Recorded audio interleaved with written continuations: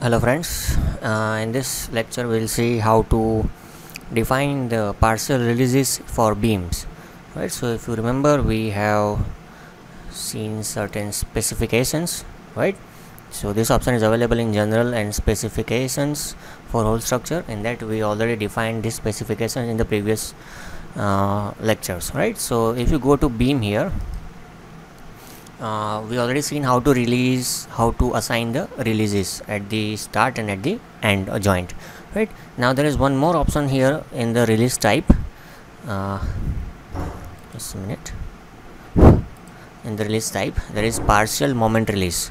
Right, so let's see what is the meaning of this. So if I click on this partial moment release, so in this releases we can assign on the beam if we know that certain moments can be carried by the beams, right? So if you can read here, 0 for full moment restraints and 1 for no moment restraint condition, right? So full moment restraint condition means shear connection,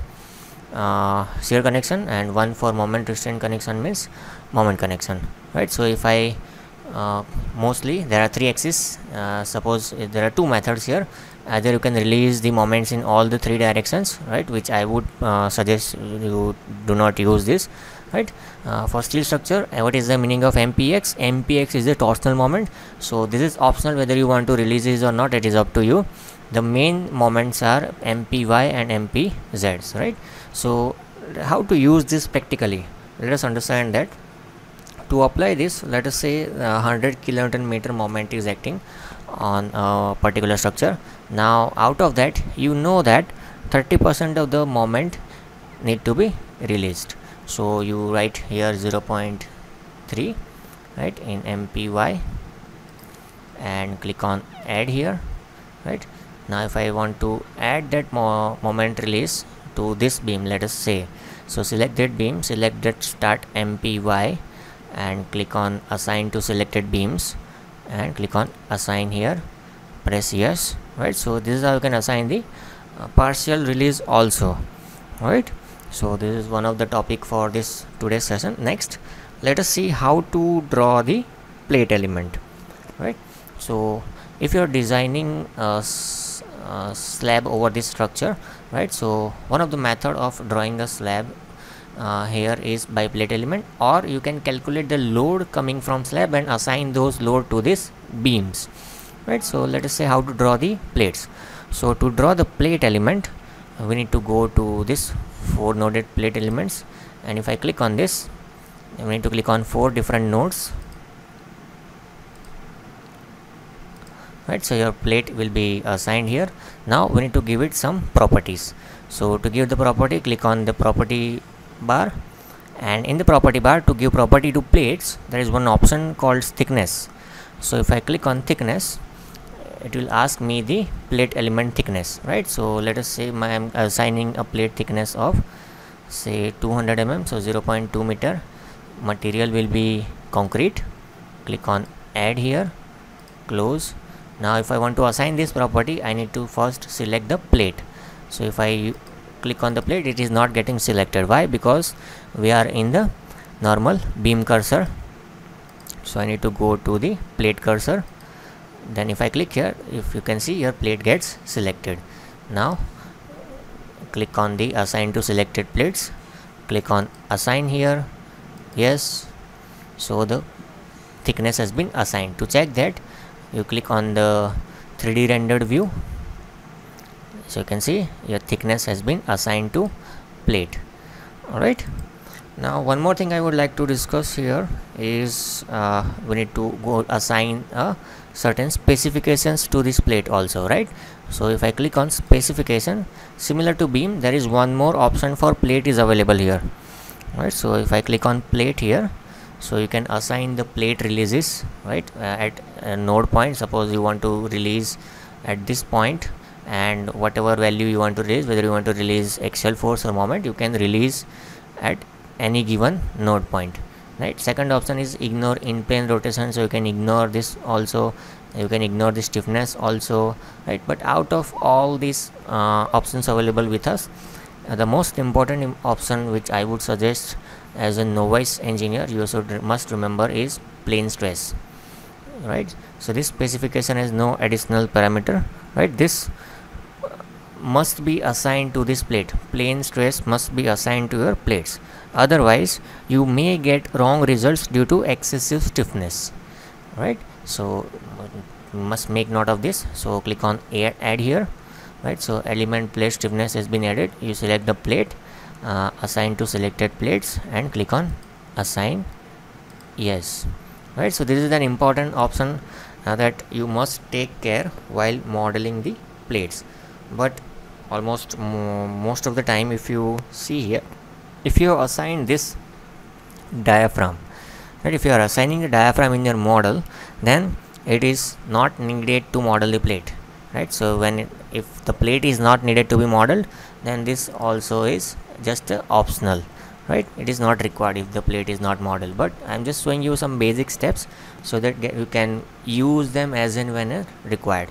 So whenever you are modeling the plate, keep in mind you need to give this specification, that is plane stress, to the plate element. All right, so this is done about the plate. Now let us see what else we can do for the plate. All right, so mostly the RCC slab is plate element, right? So one more thing you need to keep in mind for the plate element is the specifications, right? So if I go to geometry and go to general and go to specifications, all right, in that you can go to parametric model. So we go to geometry and parametry option, right? So you can see this parametric model over here, right? So if I press add here, I can give name as whatever I want. Let us give a name as slab.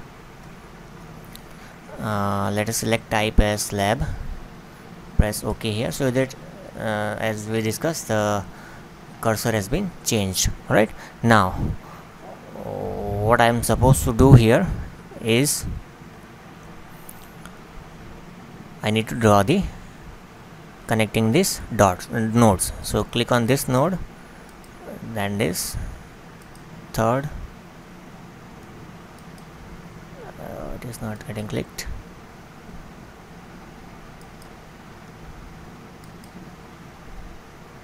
Just a minute.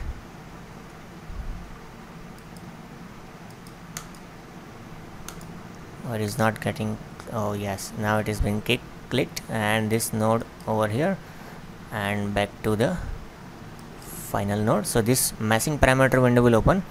So meshing method will be basic or standard, so I'll select standard.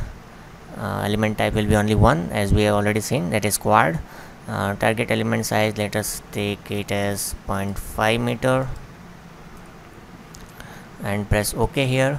So it will ask us whether we want any openings or not, so let us say no openings, press no. So you can see this type of meshing has been created of 0.5 by 0.5. Now if in case this meshing is not matching with these beams, if you want to get this matched, you can click on merge mesh option here, which is available here, right? So if you click here, the meshing will be merged. Right, so this is how you can create a parametric way of creating the RCC slab. All right, so this is one of the thing that was discussed in this. Now last thing that I want to discuss is how to create a composite slab. How to create a composite slab. All right, so to create a composite slab, let us first delete this. Alright, so click on this and click on delete over here. Right, go back to general. Right, so general model is here, so we need to delete our plate element first. So select the plate cursor and let us press delete. OK here. Right, so go back to the normal cursor. Okay, right, so now let us see how to model a composite deck slab. So for that we need to go to geometry again. So if I click on geometry, there is one option for composite deck here, right? So we need to click on this composite, So this composite deck window will open, and if I click on this composite deck, right, so composite deck will open, and if you click on the create new deck, you can see your cursor has been changed to composite deck option, right. So we need to again select the nodes, same 4 nodes, second, third, fourth, and back to the initial node. It is asking me for the name, so let us give it a name as deck 1. Press OK here. So you can see those horizontal lines are your composite deck slab, and you can observe here different beams are created here. Alright, so this is how you can create the composite deck. Now if you click on the create direction, 2 beams need to be selected, cannot be created, right. So now if I want to import the what is the thickness of the slab over this deck slab, so for that I need to double click on this. So if I activate this, click on deck 1, this options will get activated. Just let me bring it up so that you can visualize this options, right. So what is the first option? Concrete properties it is asking. So concrete thickness above fluids, so let us keep it this thickness as 0.075, say 75 mm. Unit weight of concrete as usual 24 standard. Let us say concrete grade is 25, right. Next is RIP properties. So what is that RIP properties? So if I click here, and there are many standard RIP properties available here, so let us give any one. Verco PLB, you can search for exact meaning what is a Verco PLB. You can search on Google, you will get images of this Verco PLB deck type of system, right.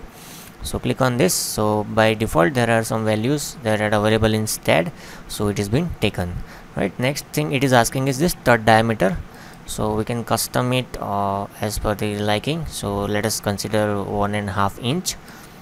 And stud length it is asking, so let us give stud length as 50 mm, so 0.05.